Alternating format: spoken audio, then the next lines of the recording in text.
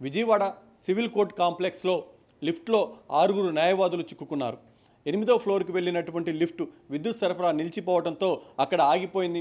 అందులో ఉన్నటువంటి న్యాయవాదులు గాలి ఆడక ఇబ్బందికర పరిస్థితులు ఎదుర్కొన్నారు.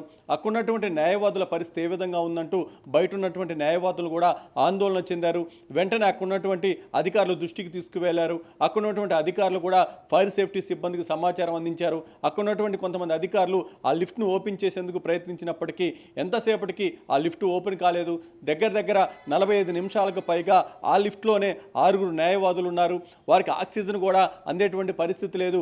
ఒక పక్క ఉక్కపోత వల్ల అందులో ఉన్నటువంటి వాళ్ళు ఇబ్బందికర పరిస్థితులు ఎదుర్కొంటారంటూ వచ్చిన వెంటనే ఫైర్ సిబ్బంది కూడా లోపలికి ఆక్సిజన్ పంపేటువంటి ప్రయత్నం చేశారు. ఎట్టకేలకి 45 నిమిషాలకు పైగా గట్టిగా ప్రయత్నాలు చేయడంతో ఆ లిఫ్ట్ ఓపెన్ అయింది.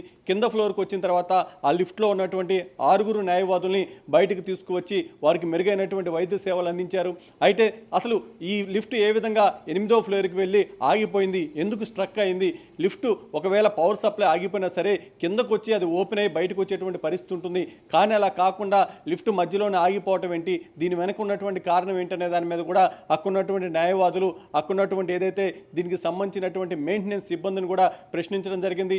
మొత్తంగా 8వ ఫ్లోర్కి వెళ్ళినటువంటి సమయంలో అక్కడ విద్యుత్ సరఫరా నిలిచిపోవడంతో ఆ లిఫ్ట్ మధ్యలోనే ఆగిపోయింది. 45 నిమిషాల పాటు అందులో ఉన్నటువంటి న్యాయవాదులు కూడా ఇబ్బంది పడ్డారు. ఎట్టకేలకి ఫైర్ సేఫ్టీ సిబ్బంది వచ్చి ఆ లిఫ్ట్ను ఓపెన్ చేసి వాళ్ళందరూ కూడా బయటకు తీసుకువచ్చి మెరుగైన వైద్య సేవలు అందించారు.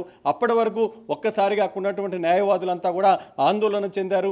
ఆ లిఫ్ట్లో ఉన్నటువంటి న్యాయవాదులను బయటకు తీసుకువచ్చేందుకు గట్టిగా ప్రయత్నాలు చేసినప్పటికీ ఫైర్ సిబ్బంది వచ్చేంత వరకు దాన్ని ఓపెన్ చేయలేకపోయారు. ఆ లిఫ్ట్ను ఓపెన్ చేసి అందులో ఉన్న వాళ్ళని బయటకు తీసుకువచ్చే లోపు ఆక్సిజన్ బయట లోపలికి పంపించి అక్కడున్న వాళ్ళందరినీ కూడా పూర్తి స్థాయిలో సేవ్ చేసే విధంగా ఫైర్ సిబ్బంది కూడా ప్రయత్నాలు చేసి ఎట్టకేలకు విజయం సాధించి వాళ్ళందరినీ కూడా బయటకు తీసుకురావడంతో అక్కడ ఉన్నటువంటి వాళ్ళంతా కూడా ఊపిరి పీల్చుకున్నారు.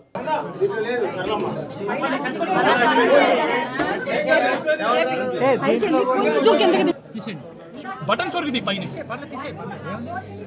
కోటి ఇచ్చారంగా కోటి ఇచ్చారు డాగిట్ తీసి ఇచ్చావా ఇసుకుంటాడు ఇచ్చారు బ్యాట్స్ ఉన్నాయి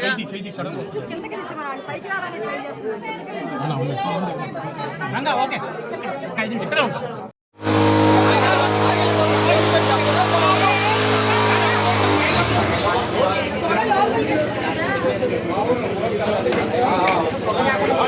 సార్